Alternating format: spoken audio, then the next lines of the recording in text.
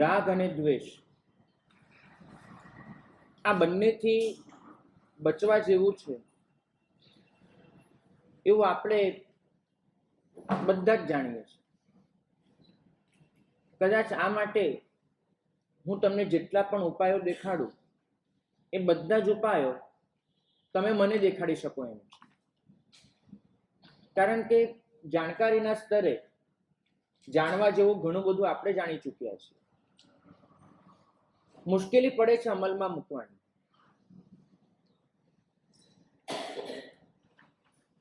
આપણને રાગ અને દ્વેષે જેટલું ભટકાવ્યા છે આ સંસારમાં, એના કરતા કંઈક ગણા વધારે ભટકાવ્યા છે અજ્ઞાન. આત્માનો વાસ્તવિક શત્રુ રાગ અને દ્વેષ નથી, અજ્ઞાન છે. રાગ અને દ્વેષ એ મૂળ નથી.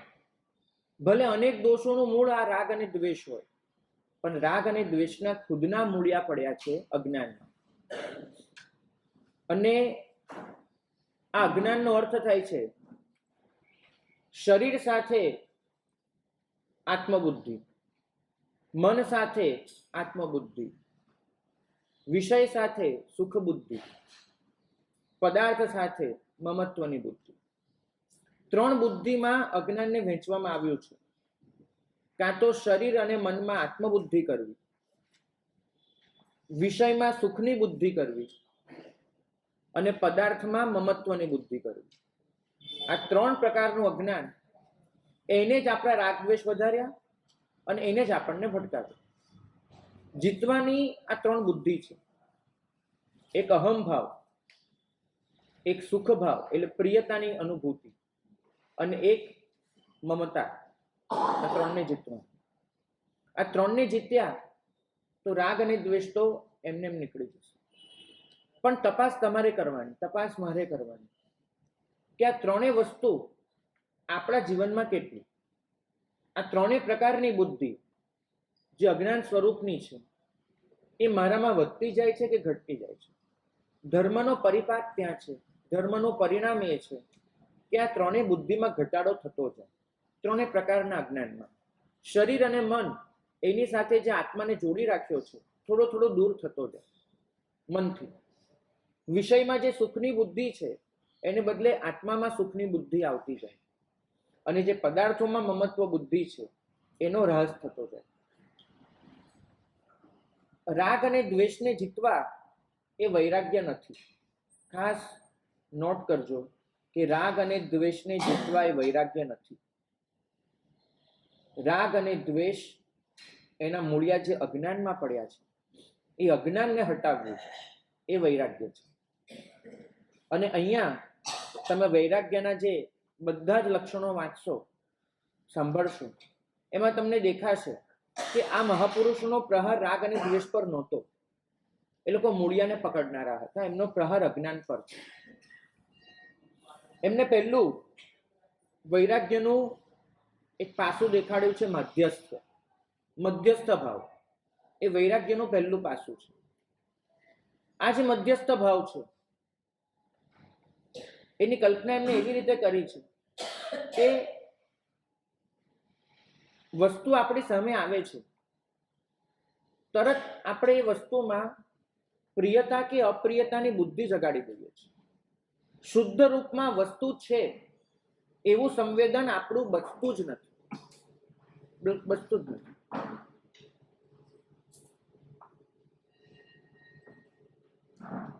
આ થાંભલાને પણ હું જોઉં ને તો થાંભલો છે એટલી બુદ્ધિ મારી પૂરી નથી થતી.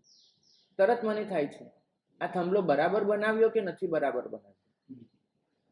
કોઈ વ્યક્તિ મને મળે છે તો વ્યક્તિ છે એમાં મારી બુદ્ધિ પૂરી નથી થતી. મને તરત આવે છે મનમાં આ વ્યક્તિ કેવી, સારી કે ખરાબ, સાચી કે ખોટી, ગમતી કે અણગમતી, મને કામની કે નકામની, બધું. ટૂંકમાં શુદ્ધ રૂપમાં અસ્તિત્વનો બોધ આપણે લગભગ નથી કરતા. એ અસ્તિત્વની સાથે પ્રિયતા કે અપ્રિયતાને ઉમેરી દઈએ છીએ, અને આ જ આપણું અજ્ઞાન છે.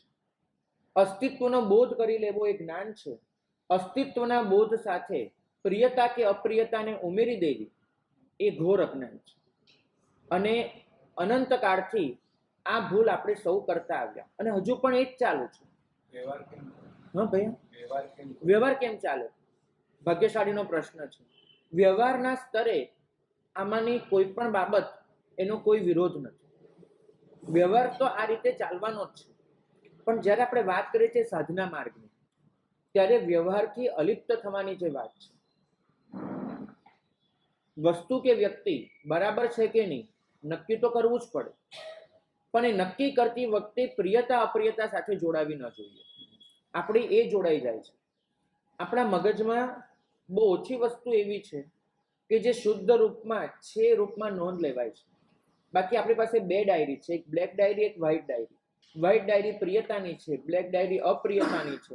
જેવું વસ્તુ કે વ્યક્તિ સામે આવે છે, બેમાંથી એક ડાયરીમાં આપણે નોંધ કરી દઈએ છીએ કે આ છે, આ છે. વ્યવહાર ચલાવો સહજ થાય છે, હા, પણ આત્મા માટે એટલું જ અસહજ છે. તકલીફ એ થઈ છે કે જે અસહજ છે એને એટલું બધું ઘૂંટી નાખ્યું છે, ઘૂંટી અને આપણે એને સહજ બનાવી દીધું છે. જે અસહજ હતું જ, ક્યારેક આ કરવું એ આપણા માટે એક નવી વસ્તુ હતી, પણ વર્ષોથી ઘૂંટ્યું આપણે એને સહજ બનાવી દીધું. એક વસ્તુ કહું, વૈજ્ઞાનિકો એક પ્રયોગ કર્યો છે.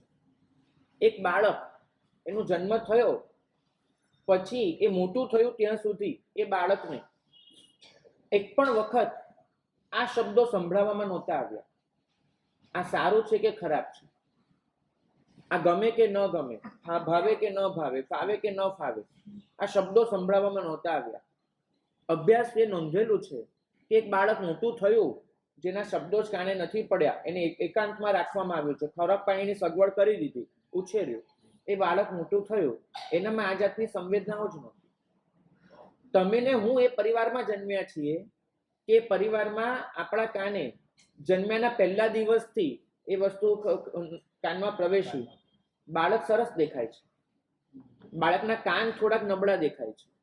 પહેલા દિવસથી જ્યારે આપણને જોવા આવે ને, હાથમાં લે ને, ત્યારથી જ શરૂ થયું. આ એની મા પર ગયો છે, એના બાપ પર ગયો છે, આ આવો ગોરો છે, કાળો છે, આમ છે, તેમ છે. એટલે બાળકે પહેલા દિવસથી જ શીખ્યું કે આપણું હોવું પૂરતું નથી, કશાક કેવા જેવા હોવું એક મહત્વની વસ્તુ છે.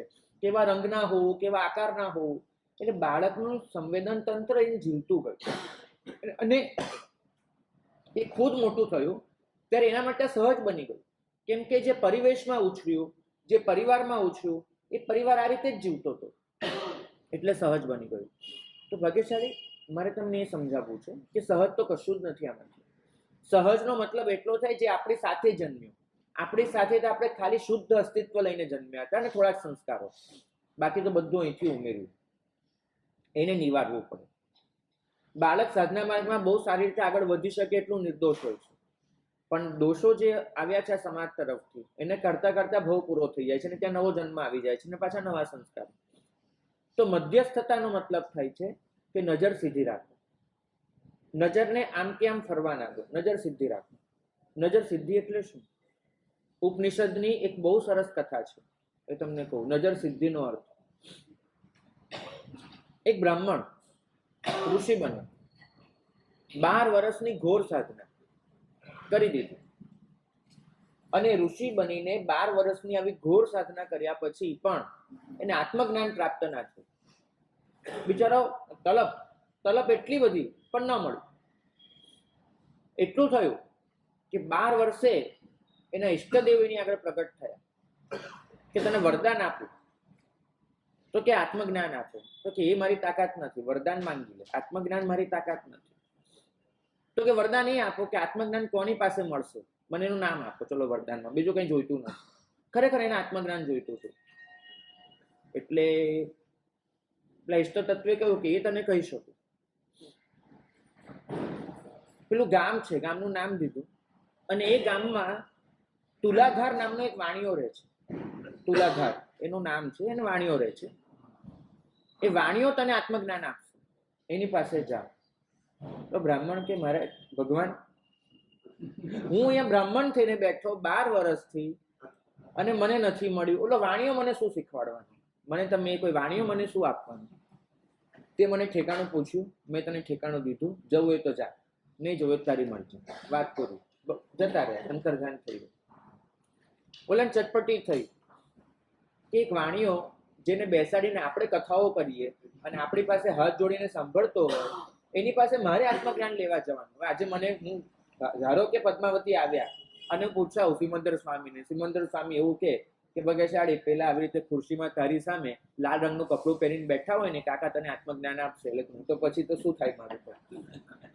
તો થઈ ગયું. વાણી પેલા ગયા બ્રહ્મા અને ગામમાં જઈને બેઠા.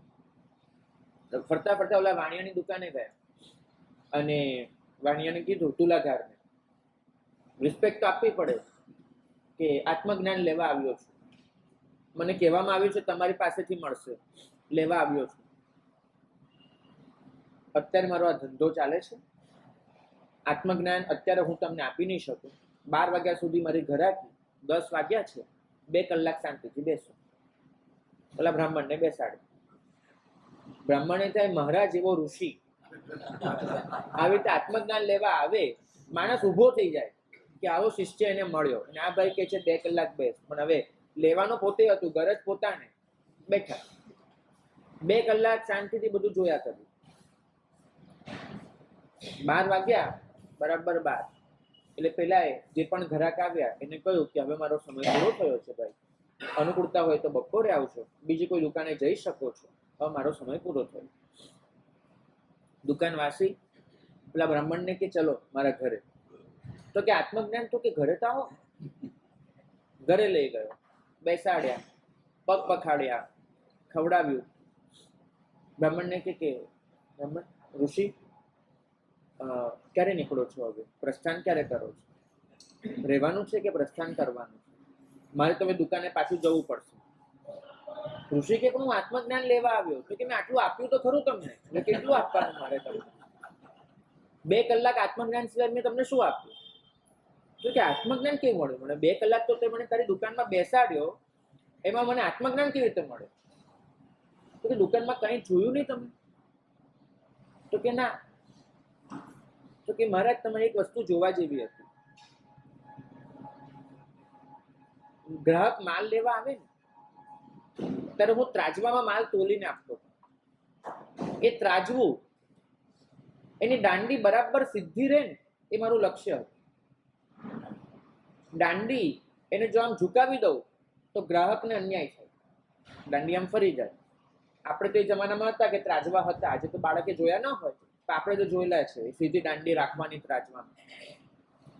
મને એક પણ વખત તમે એ જોયું કે મારી દાંડી ત્રાસી થઈ? તમે જોયું નહીં.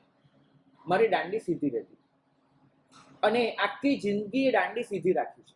આખી જિંદગી ક્યાંય દાંડીને ત્રાસી નથી થવા દીધી. આ મારું આત્મજ્ઞાન છે કે દાંડી સીધી રહેવા દો. મારા જિંદગીમાં આટલું જ કરજો કે તમારી દાંડીને સીધી રાખજો, ક્યાંય એને ત્રાસી ના થવા દેતા. આટલું કરશો ને તે સૌથી મોટું આત્મજ્ઞાન હશે, આપોઆપ મળી જશે. એટલે બ્રાહ્મણ તો ત્યાંથી ચાલતો થયો. આપણા માટે એક શીખ મૂકતા ગયા છે. મધ્યસ્થતા બીજું કાંઈ જ નથી.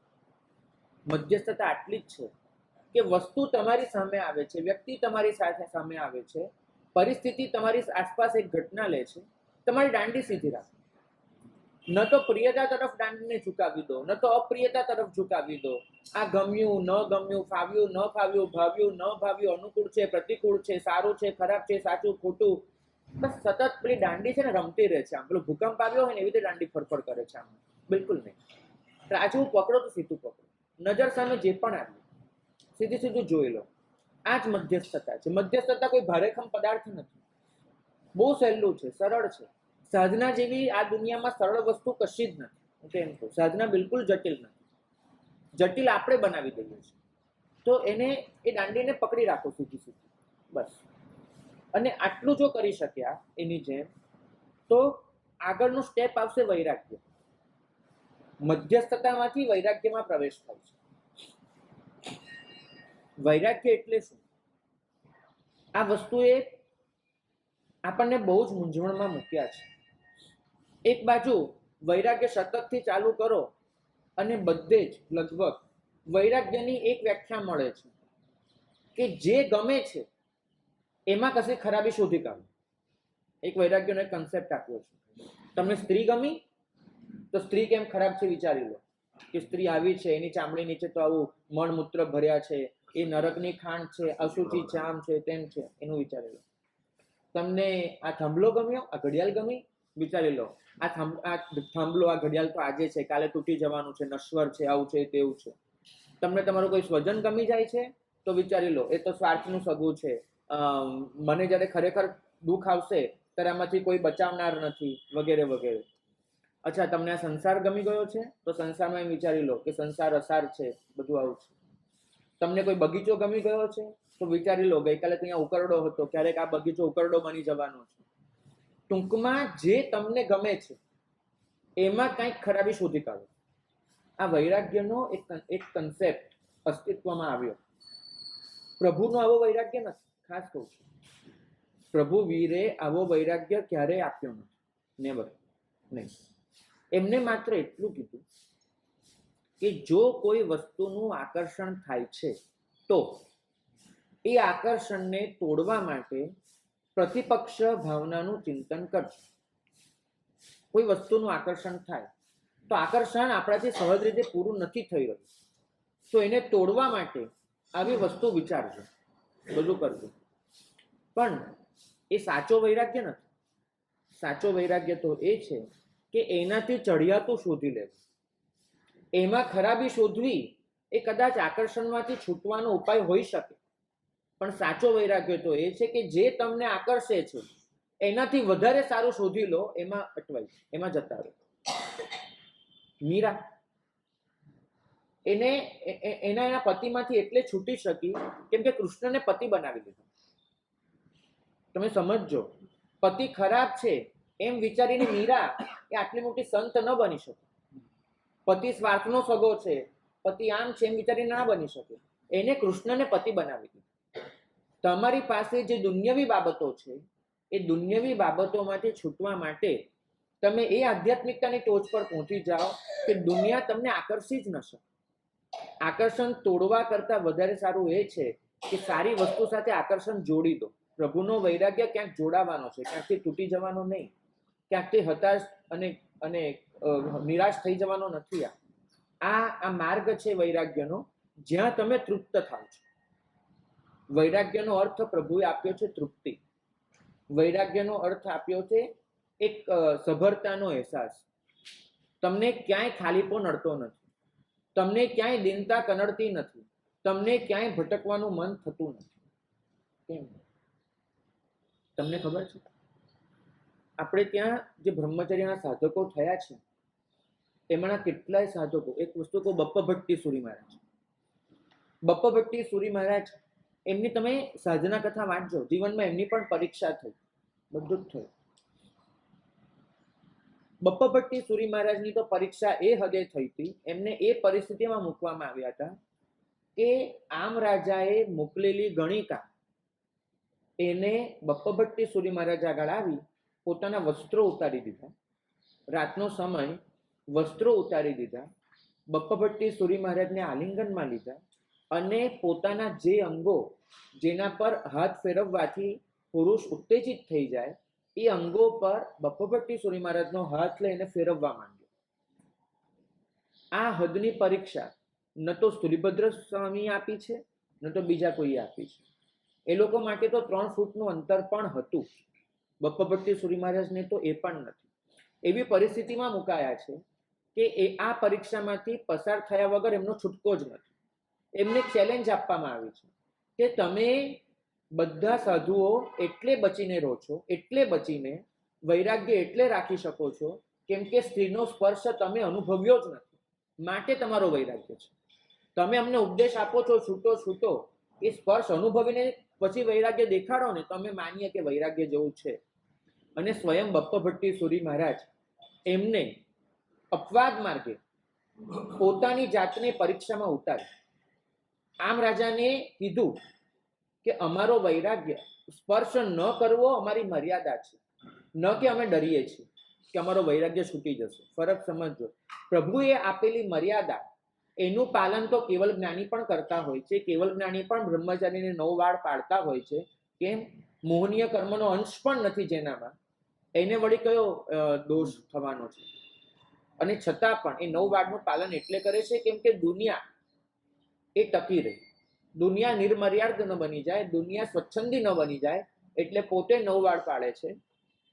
અમે પાળીએ છીએ 9 વાળ, સ્ત્રીનો સ્પર્શ નથી કરતા. એ અમે કોઈ ડરપોક નથી, અમે ભયભીત નથી કે એનો સ્પર્શ કરીશું અમારો જે વૈરાગ્ય છે એ માખણની જેમ પીગળી જશે અને બરફની જેમ ઓગળી જશે. બિલકુલ નહીં. આ કોઈ મીણ નથી કે જેને આગ ઓગાળી શકે. આ પોલાદ છે, નહીં ઓગળે. અને બપ્પાભટ્ટી સુરી મહારાજ એ પરીક્ષામાં મુકાયા. પરીક્ષા ક્યારે થશે એમને ખબર નહોતી. ચેલેન્જ લઈ લીધી છે. રાજાએ કહ્યું છે હું કરી લઈશ પરીક્ષા. અને બરાબર અનુકૂળતા જોઈને રાજાએ એમની પાસે સર્વશ્રેષ્ઠ પ્રકારનું જે પણ કહી શકાય એવું વાતાવરણ ઊભું કર્યું અને ગણિકાને મોકલી અને એ અંગો પર ગણિકાએ હાથ ફેરવ્યો. અને એક ક્ષણે બપ્પાભટ્ટી સુરી મહારાજે જે જવાબ આપ્યો છે, જે અનેક ઠેકાણે નોંધાયેલો જવાબ છે, બપ્પાભટ્ટી સુરી મહારાજે એ અંગો પર હાથ ફેરવી અને એટલું જ કહ્યું કે તમારી આટલી કોમળતા છે તો મને વિચારે એવું આવે છે કે સ્વયં પ્રભુની કોમળતા એના તમે માત્ર શાસ્ત્રમાં વર્ણનો વાંચ્યા હતા, આજે કોમળતાનો અહેસાસ થયો કે પ્રભુનું શરીર કેટલું કોમળ હશે. તમને જોઈને મને એ સમજાયું કે જો પ્રભુનું શરીર એને આપણે અનંત અનંત ગણું કોમળ લખ્યું છે, તે કોમળતા કેવી એનો સ્પર્શ માં તમે મને કરાવ્યો. હું તમારો ઉપકાર નહીં ભૂલું. હું ખાલી શાસ્ત્રોમાં વર્ણન વાંચતો હતો પણ એ કોમળતાનો અહેસાસ આજે થયો. હવે હું પ્રભુ સાથે વધારે સારી રીતે જોડાઈ શકીશ. તમારો ઉપકાર છે મારી પર. તમે વિચાર કરો, આપણે કદાચ વીજળીની જેમ હાથ ખેંચી લેતા હોય, એટલે ખેંચવો પડે છે કેમ કે એ સ્પર્શ વખતે આપણે સ્વસ્થ નથી રહી શકતા. બિલકુલ નહીં. મારે મર્યાદા પાડવાની જ છે કેમ કે મારામાં બપ્પાભટ્ટી સુરી મહારાજ જેવી કોઈ સ્વસ્થતા નથી. આ કોઈ પ્રયોગ કરવાની વાત નથી. હું તમને સમજાવું છું કે વધારે સારું શોધી લીધા પછી તમારા માટે કોઈ પણ પરિસ્થિતિ એ સમાધિની ભૂમિકા બની જાય છે, સ્વસ્થતાનું નિદાન બની જાય છે. જો એ કોમળતાને અનુભવતી વખતે પરમાત્માની કોમળતા યાદ આવે તો માણસ લપટાઈ શકે? શક્ય છે. અને આપણે એ માર્ગે જવા માંગતા જ નથી. બપ્પાભટ્ટી સુરી મહારાજ કહી શક્યા હોત કે તારી ચામડીની પાછળ શું છે ને એ તો મને ખબર છે, કેવી ગંદકી ભરી છે, આ તો ઉપર એક સારું આવરણ છે. નહીં. કદાચ એવું કરનારો માણસ છે બધું સમજનારો, અરે અહીં તો તંબાકુની એક પડીકી લો ને, એ પડીકી પર પણ લખેલું હોય છે કે આ તંબાકુ ખાવાથી આમ થાય છે, બરાબર. એના વગરનું તો કોઈ પડીકું આવતું નથી. એ પેલો બધા લઈને ખાતા બધા અભણ હશે કે વાંચતા નહીં આવડતું એવું લાગે છે તમને? નહીં વાંચે, છતાંય માણસ રહી નથી શકતો. ખરાબી જાણ્યા પછી પણ ન રહી શકવું આ સંસારનો સ્વભાવ છે.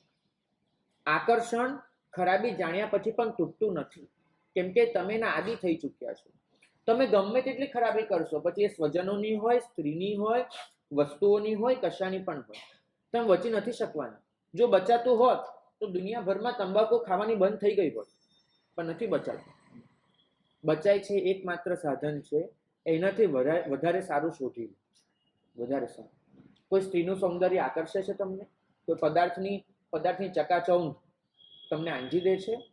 તો જોઈ લો, અંદર ઉતરી જાઓ. તમારી અંદર એનાથી કંઈક ઘણું વધારે સૌંદર્ય ભર્યું છે, કંઈક ઘણું વધારે. એ સૌંદર્યનો એક ઝલક પણ પામી લેશો ને, આ બધું જ તમારી આગળ વિલાઈ જશે. તમને કંઈ જ નહીં થાય, કંઈ જ નહીં થાય, પણ પામો. ભાગ્યશાળી વૈરાગ્ય એ તૃપ્તિ છે. વૈરાગ્ય ક્યાંથી ભાગવાનું નથી. ભાગશો ભાગશો ભાગશો ક્યાં જઈને અટકશો? અહીં તો એ મહામુનિઓ બધું ભાગી ભાગીને જંગલમાં ગયા, તો જંગલમાં પણ એમને એવું કંઈક જડી ગયું છે. તમે જુઓ છો લક્ષ્મણ સાધ્વીજી બધાથી બચે. હું તમને એમ કહું છું, જો તમે સ્વસ્થ નથી, લક્ષ્મણ સાધ્વીનું પાછળ જે થયું ને એ તો મૂકી જ દો. હું તેમ કહું કે એ ચકલો અને ચકલી એમની સાંસારિક ક્રિયા કરે એ વસ્તુને પણ જો સાંખી ન શકીએ આપણે, એ વસ્તુને જોયા પછી પણ, તો સાધનાનો મતલબ શું? સમજાવું છું એ કે જંગલમાં જઈને બધું કરીને પણ ચકલો ચકલી તો મળી જ જવાના છે, તમે બચી નહીં શકો, ક્યાંય પણ જશો તો. સવાલ એ છે કે ભાગીને તમે વૈરાગ્ય ટકાવી શકતા જ નથી. આવે જ છે. નિમિત્તોથી બચવાને બદલે નિમિત્તો વચ્ચે સ્વસ્થતા કેળવવાની મહેનત કરો. પેલું તો જરૂરી છે કે જ્યાં સુધી તમે નિમિત્તોને ખૂબ પરવશ થઈ જાઓ છો, તમે નિમિત્તો આવે એટલે સહેજ પણ સમાધિ સ્વસ્થતા ટકાવી શકતા જ નથી તો નિમિત્તોથી દૂર જવું જ પડે. પણ પછી સાધનાને ક્યાંક એ ભૂમિકાએ મૂકો કે જે ભૂમિકાએ નિમિત્તોની વચ્ચે પણ તમે સ્વસ્થ રહી શકો. કેમ કે આ સૃષ્ટિમાં એવી એક જગ્યા કે જ્યાં તમને નિમિત્ત મળી ન શકે. જો તમારે ડૂબવું છે તો ડૂબવાના નિમિત્તો હરેક જગ્યાએ છે, અને જો તમારે ઉગરવું છે તો ઉગરવાના નિમિત્તો દરેક જગ્યાએ. ઉપાશ્રયમાં આવીને પણ પતન થઈ શકે છે, કોષાની ચિત્રશાળામાં જઈને પણ ઉત્થાન થઈ શકે છે. નિમિત્તોની વચ્ચે રહી અને કેમ જીવી લેવું એ શીખવાડે એનું નામ વૈરાગ્ય. વૈરાગ્ય એ તમને ભયભીત નથી બનાવતો. વૈરાગ્ય તમને ડરપોક નથી બનાવતો. વૈરાગ્ય તમને નબળા અને નપુંસક નથી બનાવતો કે તમે જીવી જ ન શકો. વૈરાગ્ય વાસ્તવમાં તમને તમારું પૌરુષ જગાડે છે. આવી જવા દો નિમિત્તો. 10 વૈકાલિક સૂત્ર છે, એમાં પ્રભુએ એક પ્રશ્ન પૂછ્યો છે, પ્રભુવતી સંયમભવ સ્વામી, કે તમે આંખો મીચીને કેટલી મીચશો? કાનમાં આંગળી નાખીને કાન કેટલા બંધ કરશો? નાકને આમ દબાવી દો, કેટલું દબાવશો? મોઢું બંધ રાખીને પણ ક્યાં સુધી તમે જીભને શાંત પાડશો? બધું સંકોરી દઈને બેસી ગયા, ક્યાં સુધી? જેવું ખોલ્યું, આંખ ખોલી, કાનમાંથી આંગળી બહાર કાઢી, નાકને છૂટું મૂક્યું, મોઢું ખોલ્યું, શરીરને છૂટું કર્યું, એવા જ નિમિત્તો ચાલે. કાં સારા કાં નઠારા. સારા નિમિત્તો રાગ કરાવે, નઠારા નિમિત્તો દ્વેષ કરાવે. બનવાનું. કેટલાક કર્કશ સ્પર્શ આવશે, કેટલાક કોમળ સ્પર્શ આવશે. કર્કશ અને કોમળ એનો અર્થ સમજવાનો છે પ્રિય અને અપ્રિય. એટલે અપ્રિય અને પ્રિય. કર્કશ એટલે અપ્રિય અને કોમળ એટલે પ્રિય. ક્યાં બચશો? બચી નથી શકવાના નિમિત્તોથી. તો હવે વૈરાગ્ય એવો કેળવી લો કે જે વૈરાગ્ય તમને ક્યાંય અતૃપ્ત થવાની. વિજ્ઞાનનું એક કારણ છે, જે બાળક એને 12 વર્ષની કે 16 વર્ષની ઉંમર સુધી મા બાપનો પ્રેમ પૂરતા પ્રમાણમાં નથી મળ્યો. મા બાપે સગવડો આપી છે, સમય નથી દીધો, વસ્તુઓ આપી છે, લાગણી નથી આપી, એની દરકાર કરી છે, પણ એને જે વાત્સલ્ય આપવું જોઈએ નથી આપ્યું. તો એ બાળક મોટું થઈ અને વ્યભિચારી બને એની સંભાવના બહુ વધારે છે. એવું વિજ્ઞાને પુરવાર કર્યું છે કેટલાય કેસનો સ્ટડી કર્યા પછી, કે જે બાળકને નાનપણમાં મા બાપનો પ્રેમ નથી મળ્યો, એ બાળક મોટું થઈ અને વ્યભિચારી ને દુરાચારી બને એની સંભાવના બહુ જ વધારે છે. કેમ? કારણ આપ્યું છે અતૃપ્તિ. એ બાળક અંદરથી એટલું અતૃપ્ત છે, એટલું પીડાઈ રહ્યું છે કે એની અતૃપ્તિ એને બધે જ ફાંફા મરાવે છે. એની અતૃપ્તિ એને જ્યાં ત્યાં ભટકાવે છે.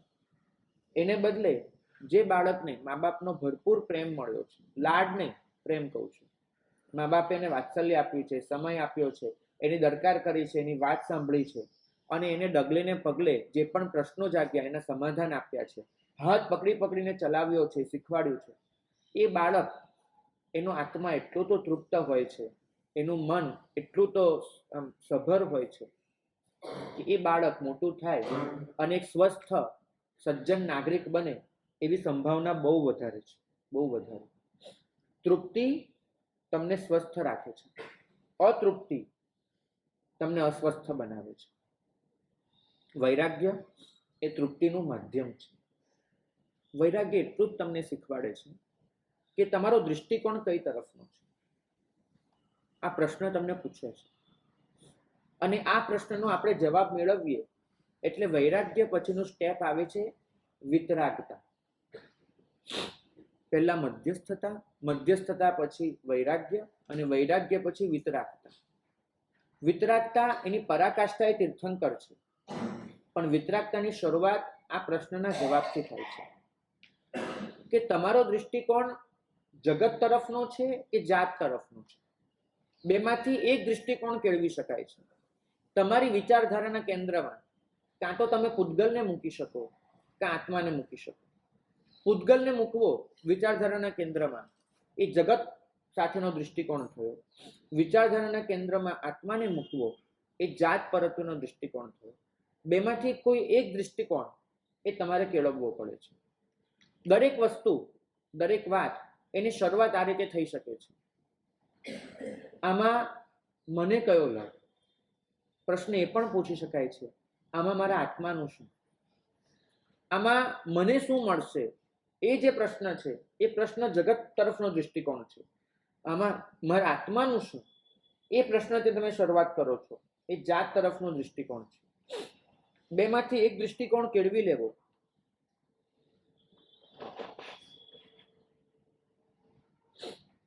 એ તદ્દન સહજ બાબત છે. બેમાંથી એક દૃષ્ટિકોણ તમારી પાસે હોવાનો.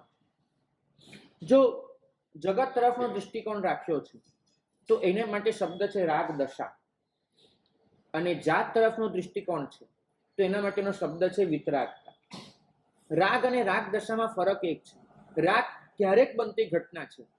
રાગ દશા એ 24 કલાક 360 દિવસનો અભિગમ છે. રાગ એ ક્રિયા છે. રાગ દશા તમારો અભિગમ છે કે તમે જ્યાં પણ કામ પાડશો, વસ્તુ, વ્યક્તિ, વાત કોઈની પણ સાથે, તો તમે કેવી રીતે પાડશો? પૂતગલ કેન્દ્રમાં હશે કે આત્મા કેન્દ્રમાં હશે? પૂતગલ જેના કેન્દ્રમાં છે એ જીવની રાગ દશાને હોવાને લીધે એ રાગ અને દ્વેષ એમાં અટવાઈ જ પડવાનો છે. જેના કેન્દ્રમાં આત્મા પડ્યો છે એ જીવ જ્યાં પણ જશે ત્યાં એને રાગ અને દ્વેષ એમાંથી છૂટવાના નિમિત્ત જડી જવાનો છે. હવે તમે મને પૂછી શકો કે મારે સાહેબ આત્માને કેન્દ્રમાં કેમ મૂકવું? જાત તરફનો દૃષ્ટિકોણ કેળવવો તો કેવી રીતે કેળવવો? આ પ્રશ્ન આપણો કાયમી છે. એટલું નક્કી માનજો કે સૌથી પહેલા તો તમારે કેળવવી પડશે આત્મા માટેની વ્યાકુળતા. ધાર્મિક જન એની યાત્રાની શરૂઆત આ સિવાય થતી જ નથી. મારે આત્માને પામવો છે, એની વ્યાકુળતા કેળવવી જ પડે. આપણે વ્યાકુળ નથી. નરસિંહ મહેતા એને તો કહ્યું કે જે વ્યાકુળ નથી એ વૈષ્ણવ નથી. વૈષ્ણવનો અર્થ જ થાય છે કે જે વ્યાકુળ છે. હું કદાચ એ જ વસ્તુ કહું કે જેને આત્મનિષ્ઠા નથી એ જૈન નથી. વૈષ્ણવને વ્યાકુળતા હોય છે કૃષ્ણને પામી લેવાની, જૈનને વ્યાકુળતા હોય છે આત્માને ઓળખી લેવાની. એકને કોઈકના શરણે જવું છે, એકને સ્વને ઓળખી લેવો છે, પામી લેવો છે. એક વૈષ્ણવનું લક્ષ્ય હોય છે વૈકુંઠમાં જવું, એક જૈનનું લક્ષ્ય હોય છે સિદ્ધશિલા પર પહોંચવું. બરાબર? વૈષ્ણવની વ્યાકુળતા એ પ્રેમથી ભરેલી હશે, જૈનની વ્યાકુળતા સંયમથી જીવતી હશે. બરાબર છે? એમને ત્યાં સાધનાનો કન્સેપ્ટ જ પ્રેમ છે વૈષ્ણવનો. જૈનની સાધનાનો કન્સેપ્ટ જ સંયમ છે. પ્રેમના માર્ગે આગળ વધીએ તમે કોઈકના શરણે જાઓ છો, સંયમના માર્ગે આગળ વધો તમે પોતાની જાતને પામતા હો છો. આપણે સંયમના માર્ગે આગળ વધવું હોય તો આત્મા માટેની વ્યાકુળતા જબરજસ્ત કેળવવી પડે. આપણે અત્યારે બિલકુલ વ્યાકુળ જ નથી. સવાર સાંજ તમને પ્રશ્ન ઘુમરાય છે કે આત્મા ક્યારે મળશે, મારો આત્મા ક્યારે હાથમાં આવશે? આવી વ્યાકુળતા ઘુમરાય છે? નથી ઘુમરાય. એમ નથી કહેતો કે તમે રડો, એમ નથી કહેતો તમે માથા પછાડો, આક્રંદ કરો, બિલકુલ નહીં. પણ અંદરથી એક ટીસ ઉઠવી જોઈએ કે ક્યાં આત્મા ક્યાં? મને ખબર છે તમને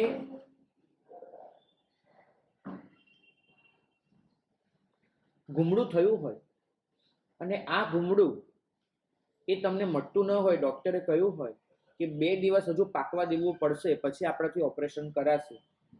એ 2 દિવસ તમે ધંધો પણ કરો, ખાવા પણ બેસો, ટીવી પણ જુઓ, જે પણ કરો, એ દરેક વખતે મનમાં એક વસ્તુ હોય કે ઘૂમડું છે. ધ્યાન ત્યાં ખેંચાયા જ કરે. અને ધ્યાન ખેંચાવવું વારે વારે એના માટે આપણે શબ્દ વાપર્યો છે લપકારા મારે છે. બરાબર? લપકારા થવા એનો મતલબ જ છે કે ત્યાંના સ્પંદનો સતત તમે અનુભવી રહ્યા છો. વાસ્તવમાં આપણે એવું માનીએ છીએ કે આપણું હૃદય ધબકે છે, આખું શરીર ધબકતું હોય છે. તમે જો માપી શકો તો આખા શરીરમાં ધબકારા હોય છે, ખાલી અહીંયા નહીં, આખા શરીરમાં દરેક જગ્યાએ. પણ આ જે ધબકારા છે એ ધબકારા જ્યારે કોઈ સૂજન આવે, કે જ્યારે ત્યાંના જ્ઞાન તંતુ એકદમ એક્ટિવ થઈ જાય ત્યારે આપણને પમાય, અને ધબકારો હૃદય સિવાય બીજે અનુભવવા માંડે એટલે આપણે કહીએ કે લપકારા મારે છે. ધબકારો લપકારો બધું એક જ હોય છે વાસ્તવમાં.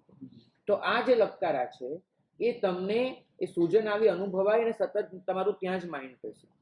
પ્રભુ કહે છે જીવનમાં આટલું જ કરો, કાંઈ પણ કરો, કાંઈ પણ એક વસ્તુ ઊભી રાખો કે આમાં આત્માનું શું? આત્મા ક્યારે? આ વ્યાકુળતાને ઊભી રાખો. ગુમડું ક્યારે મટશે? આ વ્યાકુળતા જેટલી ઊભી હોય છે, પગમાં એક કાંટો પરોવાઈ ગયો હોય અને પછી સતત થયા કરે, ક્યારે નીકળે ક્યારે નીકળે, જેમ શલ્ય બની જાય. શલ્યનો મતલબ જ છે કાંટો અને શલ્ય વચ્ચે આટલો ફરક. કાંટો એ ક્યારેક પજવે ક્યારેક ન પજવે, શલ્ય 24 કલાકનું પીડે કે ભાઈ ક્યારે બહાર નીકળે. તો એવી રીતે આત્મા નથી પામી શકાયો એ વાત એક શલ્ય બની જવી જોઈએ તમારા માટે. તમને ક્યાંય જંપવા ન દે, તમને ક્યાંય અટવાઈ પડવા ન દે. સતત એક ભાન ઊભું રહે, મારે મારા આત્માને પામવાનું છે. આ આત્મા માટેની વ્યાકુળતા.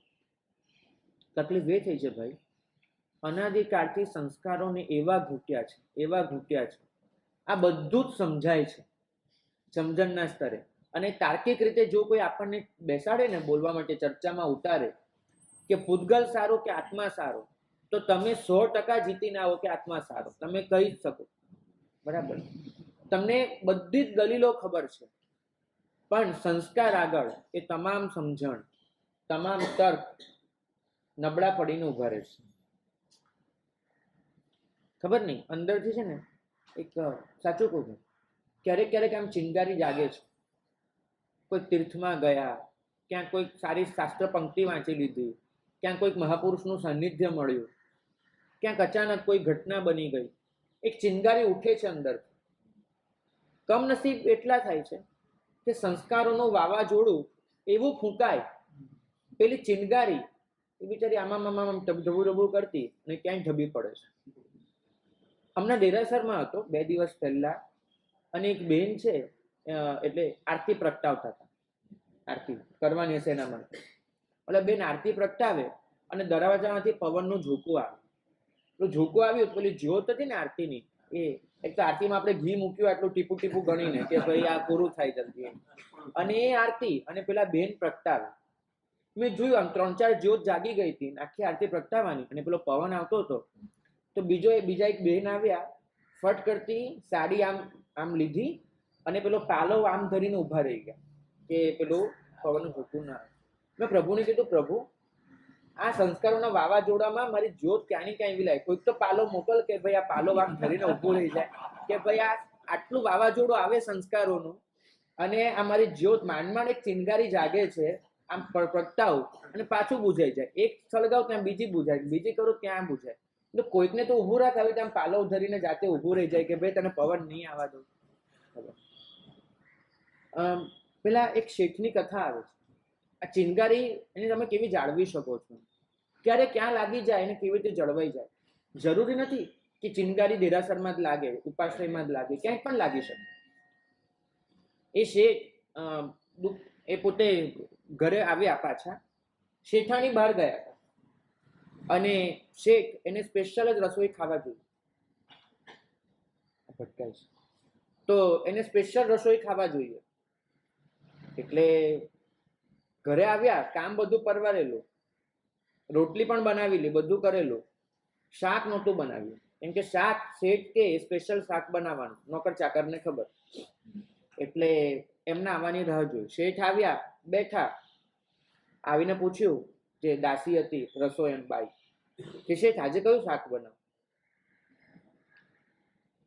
હવે શેઠ હતા જૈન, પણ કોઈ કર્મવશ રીંગણ વગેરે ઘરમાં વપરાય. રીંગણ આવે એ વાપરે લોકો ઘરે, જૈનના ઘરમાં હોવું ન જોઈએ પણ વાપરતા હતા.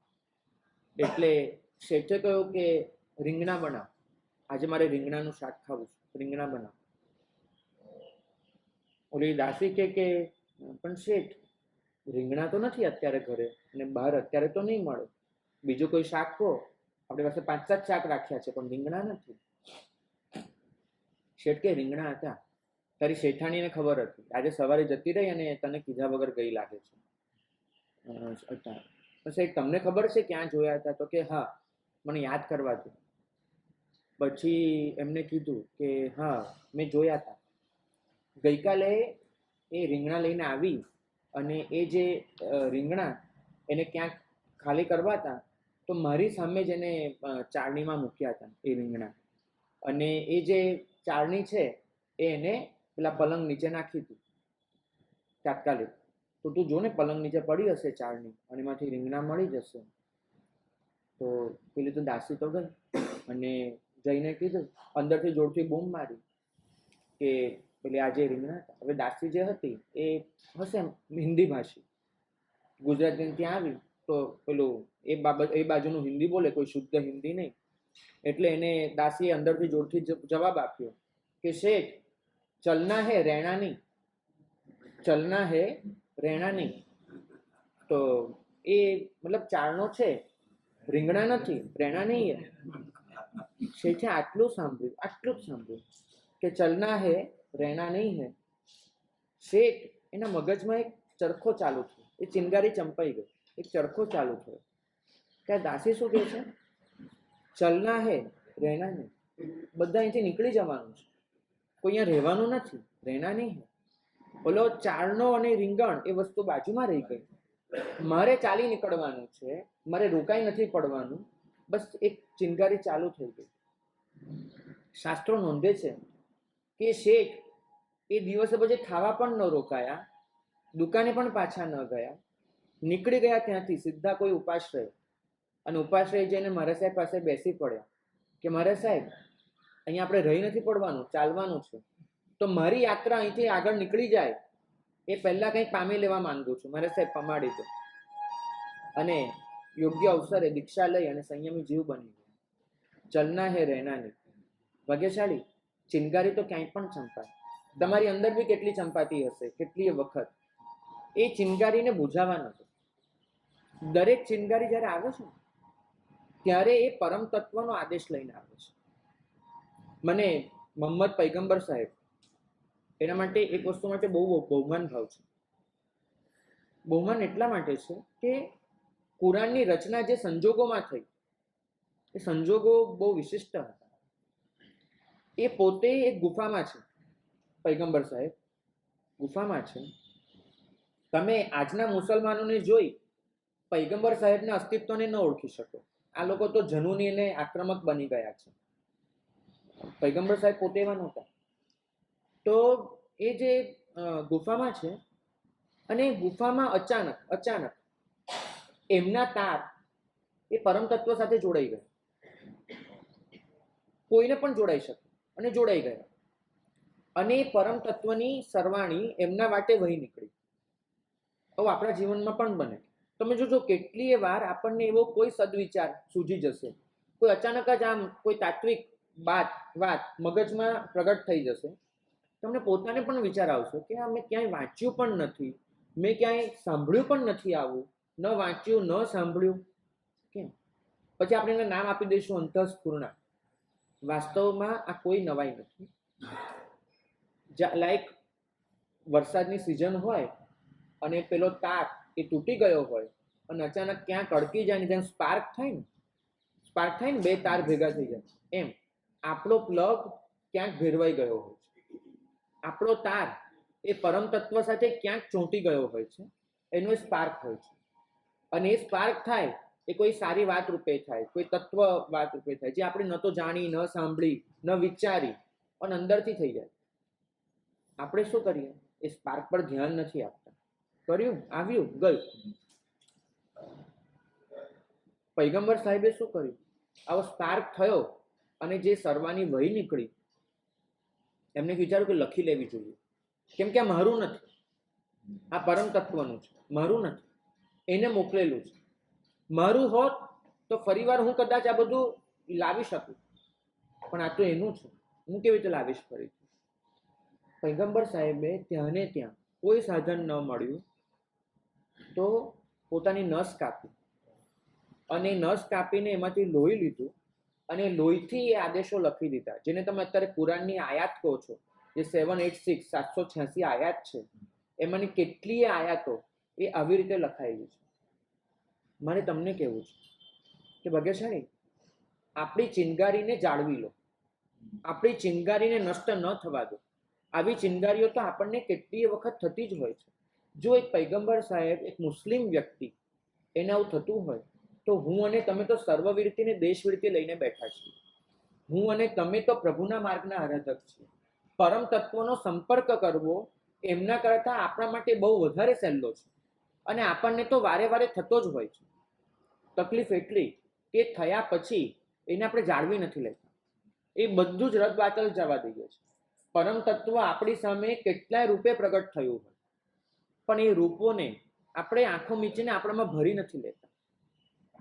અમારા ગુરુ મહારાજ તો અમને કે કોઈ પણ તીર્થમાં જાઓ ને પછી એમને બહાર નહીં નીકળી જવાનું, બિલકુલ નહીં. અમે મૂર્તિઓને આંખમાં ભરીએ, સમાવીએ. કેવી રીતે સમાવવાની?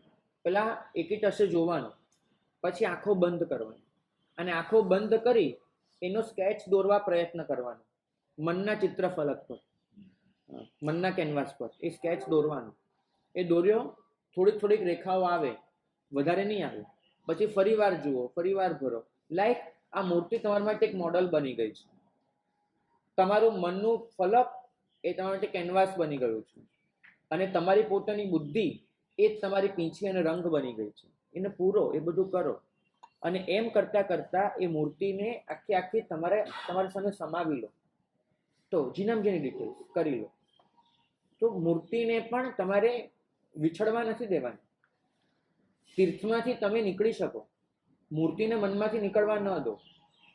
એ જ રીતે કોઈક વસ્તુ આવે એને પરમ તત્વનો પ્રસાદ સમજો. આપણે બધા જ અટવાયા કરીએ છીએ કે મને કોઈ આદેશ નથી મળતો. બિલકુલ નહીં.